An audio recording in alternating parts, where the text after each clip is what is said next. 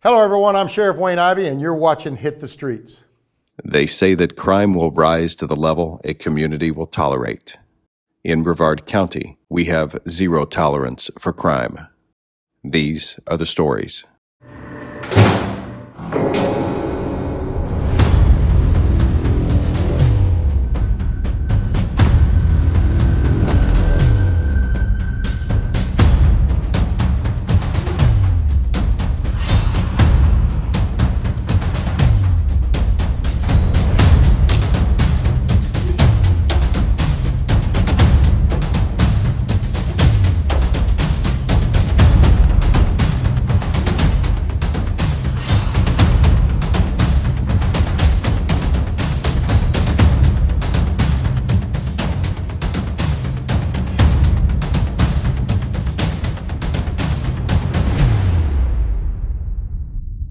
Well, are you ready for another great episode of Hit the Streets? Because tonight's episode is rocking and rolling as we take drugs off our streets and go after those that just simply can't obey the law.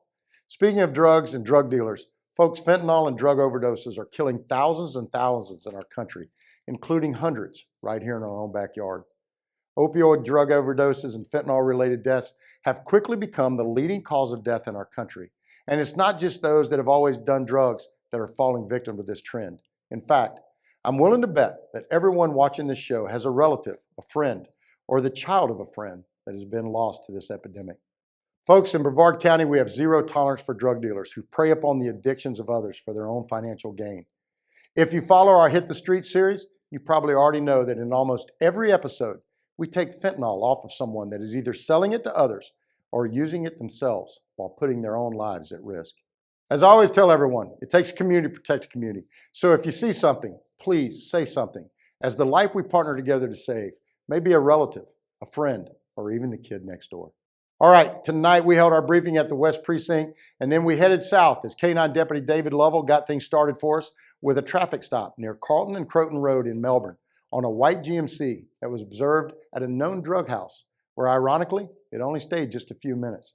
I wonder why. K-9 Deputy Steerwalder, Skinny as you've grown to know him, used K-9 Whalen to conduct a free air sniff of the vehicle. Deputy Lovell searched the vehicle and found a baggie that contained particles of a substance that field tested positive as crack cocaine. Another baggie located in the center console also contained 2 alprazolam pills and several small pieces of a substance that field tested positive for psilocybin, more commonly known as mushrooms. Also located in the vehicle was a pen tube that had residue on it that subsequently field tested positive for cocaine as well. Man, I just love it when they tell us there's nothing in their car, and then we search it, and it looks like a pharmacy inside. Oh well, either way, the driver of the vehicle, James P. Lee, took the ride to the Brevard County Jail on a total bond of $6,500 for possession of cocaine, possession of drug paraphernalia, and 2 counts of possession of a controlled substance without a prescription.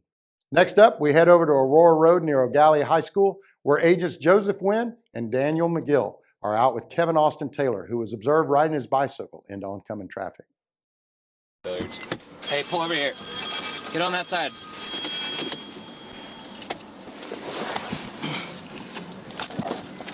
Why are you riding in the streets? Sorry, there was like glass. Yeah, I'm sorry. You have ID on you? No, I don't have ID. Alright, what's your name? Kevin Taylor. Kevin Taylor? Yeah, my bad, boss. Yeah, I saw you riding the street against traffic, almost getting head on. No, there was no cars coming. There's cars coming. I watched them. They were not in your there lane. There was glass on the sidewalk. Okay, gotcha. You don't have anything on you? No.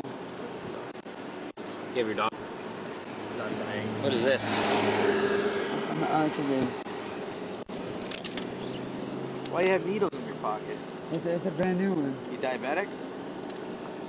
Is this? Are you? Are you only on probation for petty theft or anything else? Because I mean, obviously we're gonna know because somebody already knows you. They ran you without me even. Yeah. Where's the other needle at? That's just a cap. I promise you. I'm pretty sure. Take it for it? Pretty sure that's it. That's all right. Get the needle on him. That's cool. What is that supposed to be? Can I work with y'all, man? They say a picture says 1,000 words, but a video, it says it all. And this video showed that Taylor was already on probation, was not only in possession of drug paraphernalia, but was also found to be in possession of an excess of 10 grams of heroin within 1,000 feet of a school. Taylor was given a ride to the Brevard County Jail on a no bond status for possession of a controlled substance near a school, possession of drug paraphernalia, and also for on-site probation violation. Now let's check in on agents Joseph Spinelli and Kyle Pemberton as they were out on a traffic stop with a black Kia near Alpha Street and Aurora Road in Melbourne. During the stop, K-9 Deputy Tyler Haybart utilized his dog Colt to conduct a free air sniff of the vehicle that resulted in a positive alert for the presence of narcotics. And man, things started to happen from there. As you might imagine, K-9 Colt knew exactly what he was doing as a search of the vehicle produced a scale immediately under the driver's seat that had a white powdery substance on it that field tested positive for cocaine. The vehicle at the time of the stop was being driven by Dana Lee Rudd, who was subsequently found to be in possession of 0.7 grams of a clear rock-like substance that field tested positive for meth. The meth was found in her purse along with a pill bottle that contained 2 yellow round tablets marked C230. The tablets were identified as acetaminophen, oxycodone hydrochloride, and earned Rudd a free ride in the Brevard County Jail transport bus on a total bond of $5,500 for 2 counts of possession of a controlled substance without a prescription and possession of drug paraphernalia. Now let's head over with the team of Corporal Hannah Banana Polito and K-9 Deputy Caleb Pinkham as they conduct a traffic stop on O'Galley Boulevard in Indian Harbor Beach. Shortly after the stop and addressing the driver, Mikhail Thomas Lorimer, Deputy Pinkham utilized his K-9 Baxter to conduct a free air sniff of the vehicle, and you can only imagine what happened.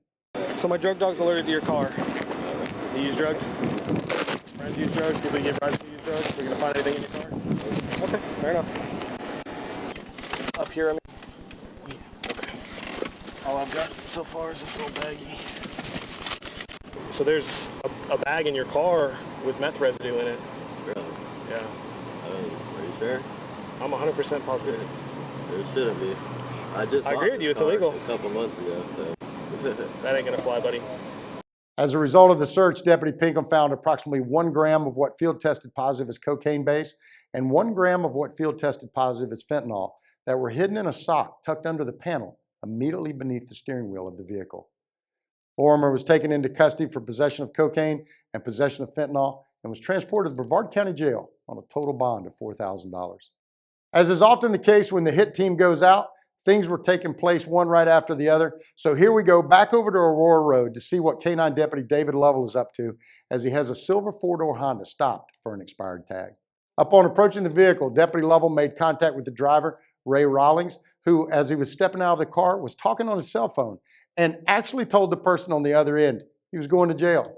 Deputy Lovell utilized K-9 Gamble to conduct a free air sniff of the vehicle, and now the rest of the story. A probable cause search of the vehicle produced numerous empty key lock boxes that each field tested positive for the presence of cocaine. In addition, the search produced a satchel that was located in the rear of the car that contained a set of weighing scales and also a .25 caliber semi-automatic handgun with the ammunition. Rawlings was also found to be in possession of approximately $4,711 in cash. Rawlings is a convicted felon, so he was taken into custody and transported to Brevard County Jail on a no-bond status for possession of a firearm by a convicted felon and 2 counts of possession of drug paraphernalia. Okay, for our next case, we don't have to go far as we step out with Deputy Dalton Farrington and K-9 Deputy Adam Weimer as they conduct a traffic stop at Aurora and Croton Road on a green Honda. Stay in the car. Stay in the car.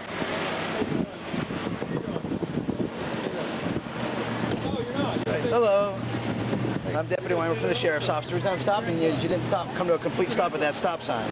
Come out here and step on this side of the car for me, all right? You can have them exit. The car's off. A free air sniff conducted by K-9 Deputy Skinny and K-9 Whalen resulted in a positive alert and therefore a probable cause search of the vehicle. I would say at this point, that's paraphernalia.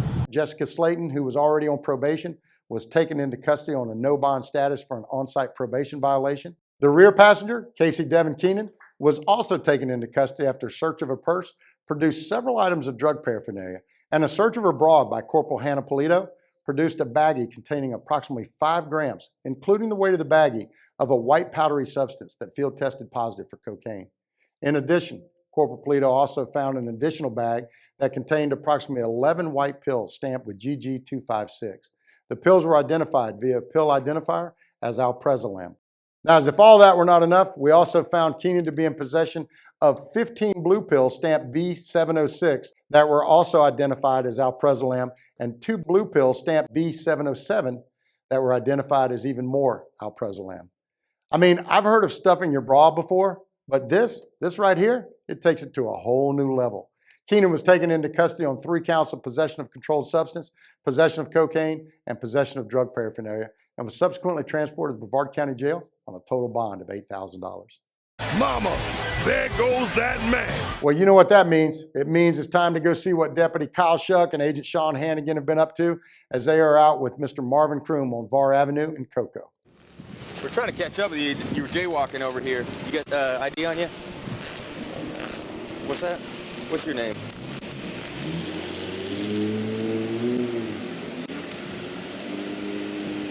I was jaywalking? Yeah. We got problems in the area, bro. We're just making sure everything's good. I ain't trying to make no problem, man. I'm having a bad day too, man. Yeah. What happened? I'm just saying I'm having personal problems in my life, and I don't deserve this, man. You stop me, I ain't do nothing, man. Just a traffic infraction, bro. Can I check your person, bro? Listen, man. You just pat me down, bro. Listen, I ain't got nothing, bro. I'm not doing nothing wrong.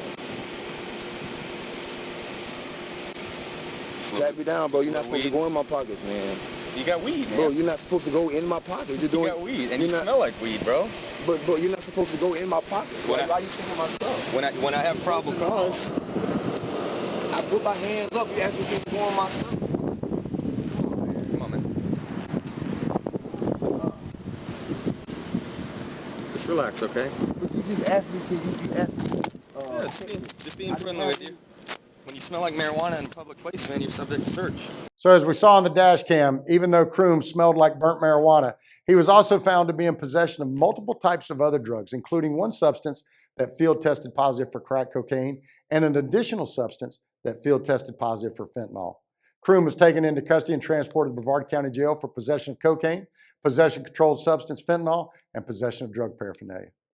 Now we head over to Fisk Boulevard in Cocoa, where my main man Skinny is conducting a traffic stop on a gray and color Ford truck pulling a trailer with a missing taillight.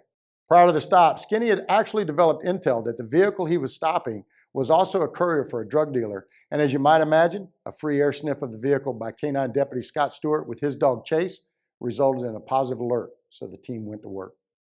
The K-9 is alerted to the odor of narcotics he's trying to detect. Okay, so here's what's going to happen. I'm going to search your truck real quick, and then we'll get you out of here. Okay. Fair enough? Fair enough. As a result of the search, the team located a quantity of cocaine base located in a Tylenol pill bottle, and it was found under 4 cushions on the driver's seat and an additional amount of cocaine base that was located in the passenger seat by Corporal Hannah Polito. Further search of the vehicle revealed a box of Fiocchi 380 auto ammunition, which was also in the constructive possession of the driver, Ricky Tyrone Mills. Mills was taken into custody on a no-bond status and was transported to Brevard County Jail for possession of cocaine and possession of ammo by a convicted felon, as Mills is a 10-time convicted felon. My question, what the hell is someone with 10 prior felony convictions doing out on our streets? Sadly, you and I already know the answer to that question, but maybe one day things will change and they will start keeping repeat offenders in jail where they freaking belong. So tonight we've heard from Skinny, Hannah Banana, Shuck, Hannigan, and a whole lot more. So now let's go check in on Agent Tyler Toman and Deputy Joshua Chamberlain as they check out with a suspicious person near the basketball court on Var Avenue in Cocoa. As Toman and Chamberlain were pulling into the parking lot, they observed Delmark Hollingsworth as he crouched down in the wood line in an effort to conceal himself from the deputies. Hollingsworth was directed to exit the woods, at which time Toman and Chamberlain observed that he had something hidden in each of his socks.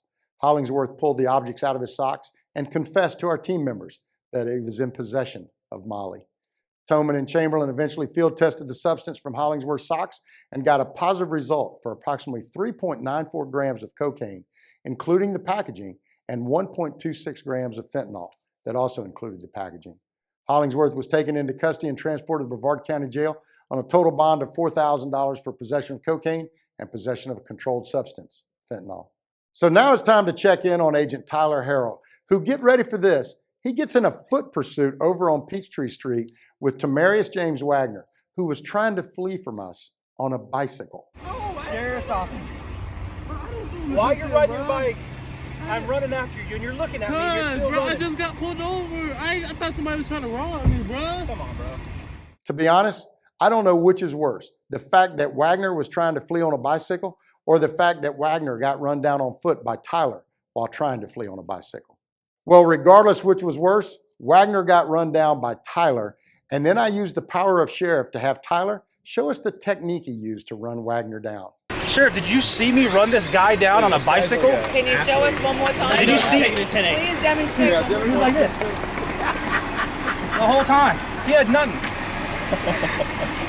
After counting Wagner's money and field testing some various items, Wagner took a real ride to the Brevard County Jail, where he was held on a no-bond status for resisting without violence and an on-site probation violation. Oh, and one more thing. Just to show we are good sports, we didn't seize Wagner's getaway vehicle. Now, that's how we do it here in Brevard. So just one last case for the night, and as you might have guessed, Mama, there goes that man. Yep, our final case of the night takes place on Grove Avenue in Cocoa, and it's a good one as Kyle and Sean are trying to stop a vehicle that is fleeing to avoid arrest.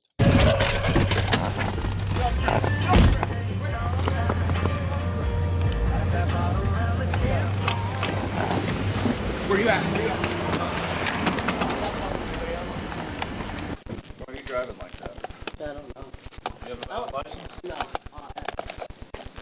Did you guys see anybody else bail? No, it's just Okay.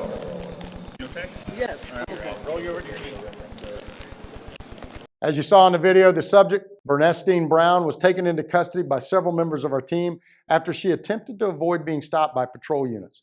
Once the team got Brown stopped, Shuck observed that she had glassy eyes, was slurring her speech, had an unsteady gait, and also a strong odor of alcohol. Brown was subsequently taken into custody and transported to Brevard County Jail on an $8,000 bond for fleeing and attempting to elude, reckless driving, driving while license suspended with knowledge, and driving under the influence. Well, there you have it, folks. Another episode of Hit the Streets in the books, and another night of people who just can't seem to obey the law being taken to jail. As we close tonight, I want to take a minute to thank our entire community for their amazing support of our agency. As I always tell everyone, we are blessed to serve in Brevard County, where our citizens love us, trust us, and protect us just as much as we love, trust, and protect them. See you next time on Hit the Street.